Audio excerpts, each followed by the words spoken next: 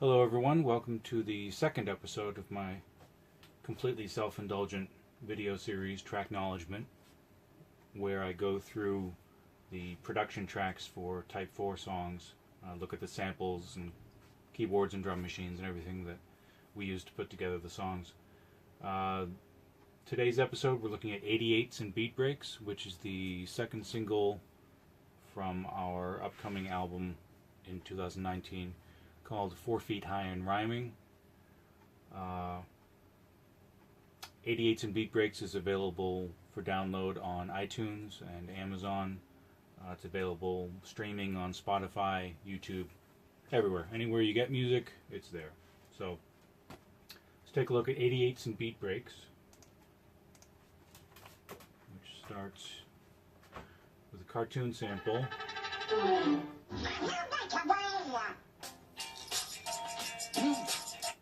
That's it's from Three Caballeros. It's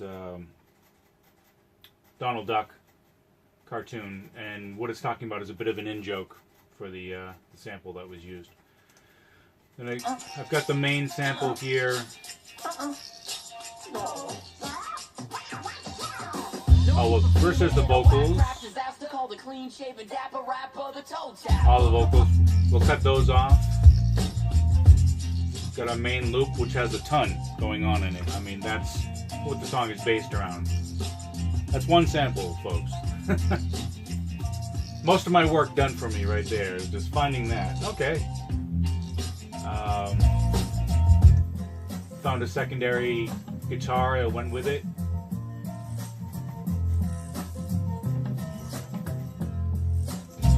Those go together really well. At the chorus,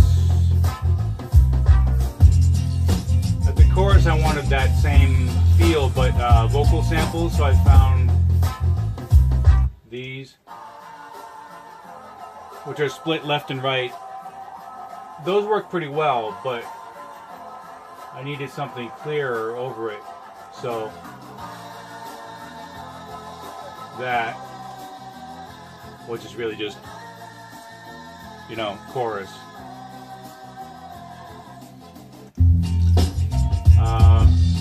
Over that, I've got the bass line, which is here. It's really just one of those samples, but filtered all the way down, so all you hear is the bass guitar, and that's turned way up. So I'll leave the bass on, and I'll go into the beats. The beats are really, really simple. Extremely simple. Those are a couple of samples which, honestly, these are a couple of samples that you would like want to swear off and never use again. There's that, and of all things, there's Sly and the Family Stone, Sing a Simple Song, which is like one of those beat breaks that you kind of swear off and say I'm never going to use again. It's been used a million times. Humpty Dance is probably the most famous, but it just fits so well, and by the time you add all the other percussion, it's just kind of in there. At the chorus, those beats get joined by a few other beats, just a few other.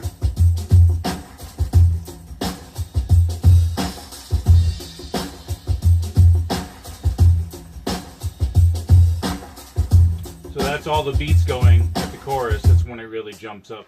I added, if you take the samples out, I added a drum machine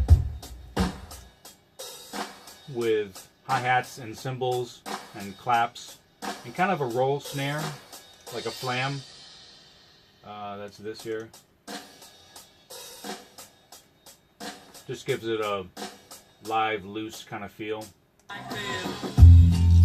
Lots of little vocal samples, little jump-in samples. There's the Thomas the Train engine thing for train wreck rappers. There's this thing from Houdini. Oh, I didn't solo it. Hang on. Which is for the, you know, like ghostly haunted house rapper thing. 88. KRS, of course. KRS has been described as the unofficial invisible member of Type 4 because we sample him so much. AJ Scratch is a sample we've used a bunch of times. Just love that. We've got the bit where Tom has to decide whether or not to throw him in the river. Sounds like he did.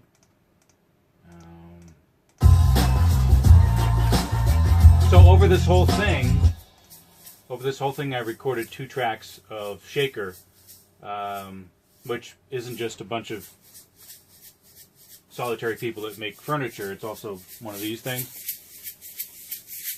So recorded 2 tracks of that and split it left and right. Adds to the beat.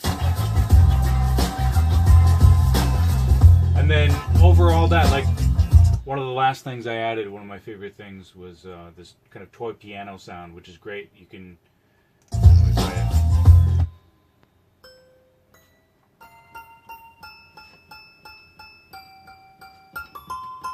It's a great sound. It not only has the kind of plinky, messy clank of the hammer hitting the string, but then it actually clanks when you let go of the key. It's a great sound.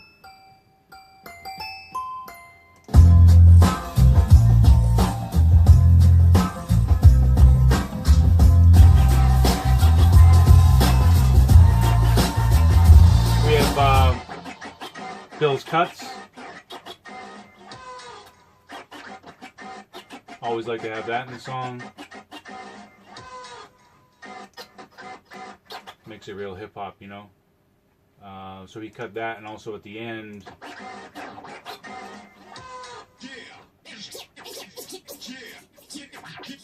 more Bill. It's cut with echoes on it. Echoes on cuts always work. Just ask Eric B. Who, Eric B is president.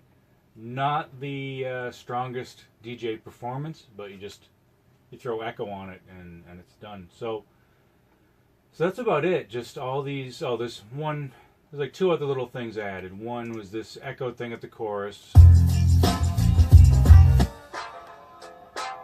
Oh, first is that kind of a horn stab thing. More accents to the same kind of loop, you know.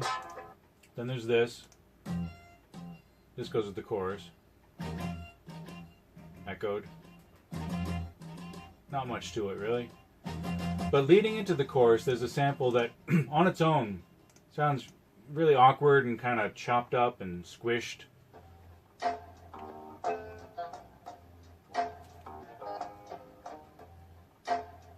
It's like Salieri described, you know, an old rusty squeeze box, whatever. But when it comes in over the main loop, it just adds an extra little element. I don't know if you can really even hear that.